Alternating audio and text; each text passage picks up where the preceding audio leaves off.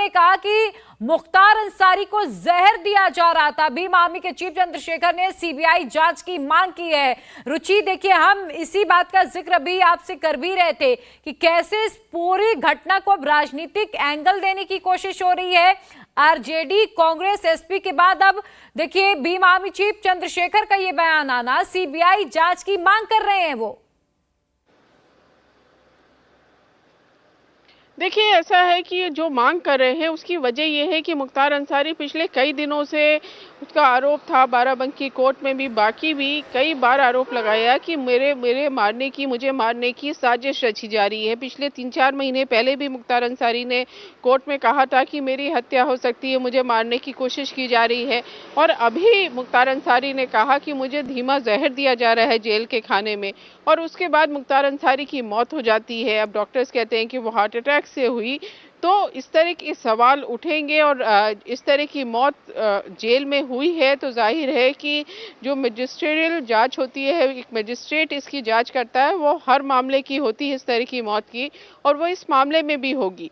तो सरकार से अगर आप बात करेंगे तो सरकार का यही कहना है कि जो मुख्तार के आरोप थे कि जेल में हत्या हो सकती है या जेल में धीमा जहर दिया जा रहा है, इसमें कोई भी दम नहीं है। और अगर किसी को किसी भी तरह का कोई संदेह है तो वो जांच तो होगी ही, मजिस्ट्रेट उसकी जांच करेंगे कि आखिर जो मुख्तार अंसारी जेल के अंदर बैरक के बाहर बेहोश मिले, जो यहाँ जेल डिपार्टमेंट है उसने अपने प्रेस नोट में बताया कि जेल के बाहर, बैरक के बाहर मुख्तार अंसारी बेहोश मिले, तो उसकी पूरी जांच तो होगी कि आखिर जेल में क्या हुआ, कब से तबीयत खराब थी, किसी डॉक्टर ने देखा कि नहीं देखा, जेल में सुविधा मिल रही थी कि, ये सारी जांच तो सरकार करेगी। लेकिन सियासत है तो इस तरह के आरोप तो लगेंगे, क्योंकि मुख्तार अंसारी खुद ये कह चुका था कि उसकी हत्या हो सकती है जेल के अंदर, या उसको धीमा जहर दिया जा रहा है।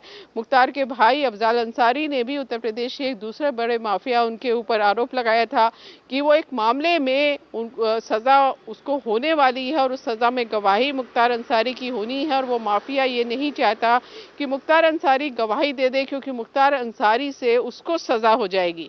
तो इस तरह के आरोपों का दौर पिछले कई दिनों से चल रहा है। तो इसकी जांच के सवाल उठाना विपक्ष तो उठाएगा ही। अब सरकार उसको किस तरह से जवाब देती है, सरकार का यही कहना है कि जो भी जांच होगी, जो भी जरूरत होगी, वो जरूर किया जाएगा। जी बिल्कुल। और देखिए अब कैसे इस पूरे मामले को लेकर सियासी माइलेज लेने की कोशिश की जा रही है। विशाल, हर पार्टी की यही कोशिश है कि इसे अपने फेवर में भुना लिया जाए। एक सेंटिमेंट लोगों का जो मुख्तार को लेकर है, इस बात से इंकार नहीं किया जा सकता, उसे भुनाने की पूरी कोशिश तमाम पार्टियां जुट गई हैं।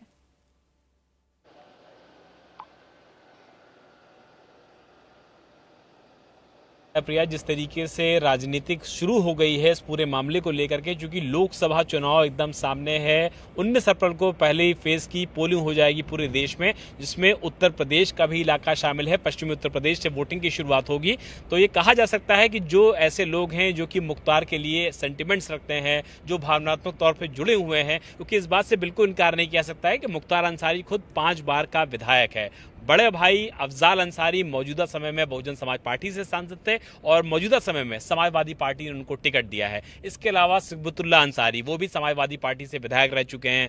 बेटा अब्बास अंसारी जेल में जरूर है, लेकिन सुभाषपा से वो भी विधायक है, और भतीजा मन्नू अंसारी भी विधायक है। यानी कि परिवार की एक राजनीतिक पृष्ठभूमि है। और मौजूदा समय में भाई की बात कर लें, बेटे की बात कर लें, भतीजे की बात कर लें, ये सारे लोग विधानसभा और संसद में रह चुके हैं। यही वजह है कि जो राजनीतिक पार्टियां हैं वो ऐसे समय में सेंटिमेंट्स का, इमोशंस का निश्चित तौर पर इस्तेमाल करना चाहती हैं, और वो योगी सरकार को इस मामले में घेरना चाहती हैं, सरकार के ऊपर हमलावर होकर के, ताकि उस वर्ग को, उस पर्टिकुलर वर्ग विशेष को अपनी तरफ आकर्षित किया जा सके, ऐसे सवालों को उठा करके, ताकि जो माहौल उनको मिल सके, जो राजनीतिक फायदा उनको